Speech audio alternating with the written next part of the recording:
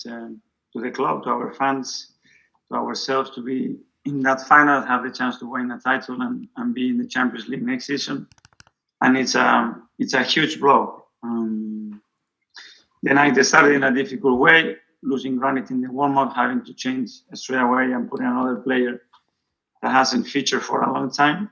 And I think in the first half, we weren't good enough with the ball. I think we had a lot of problems in our build-up to get anything clean into the final third, to dominate the game, to have composure and a little bit of confidence.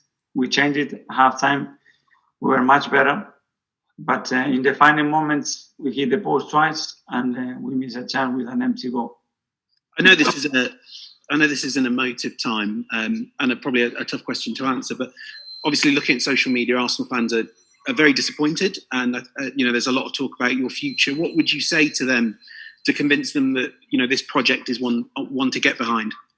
We have to show that on the pitch. It's not about talking. We are hugely disappointed because we wanted to deliver something special against them after the difficult season that we had. But when you're playing these knockout games, you need your best players at your best. And there's too many things happened when we didn't have enough of those in the best possible condition.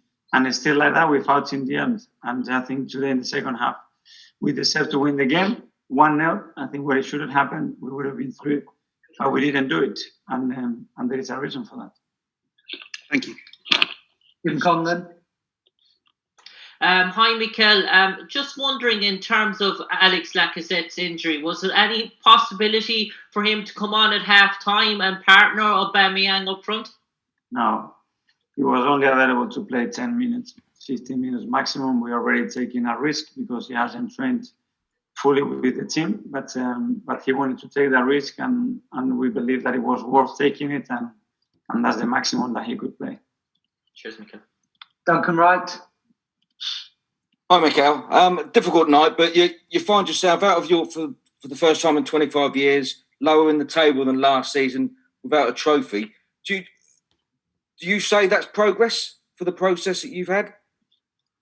Obviously, looking at everything right now is going to be focused on that. I understand that, and I leave it to you guys.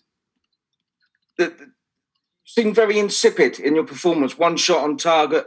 And I hear you saying, and I understand about injuries, but Villarreal had injuries. They lost players. They lost their best player in the first half, had suspension. So that affects everyone.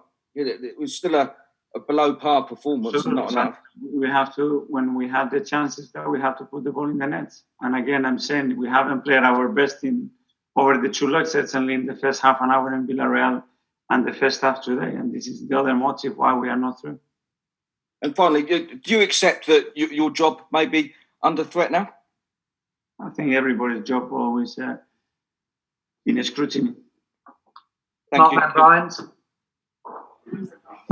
Hi, Mikel.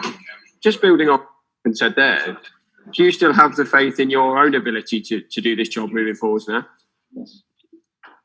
And just a last one from me. How much respect do you have for Unai, in the sense that we saw all of their players in the bench run onto the pitch at the full-time whistle, but he came straight over and shook your hand? That seemed like quite a respectful gesture. Well, I think he's always been like that, not now, but through his career, he's always been a manager that behaves like that.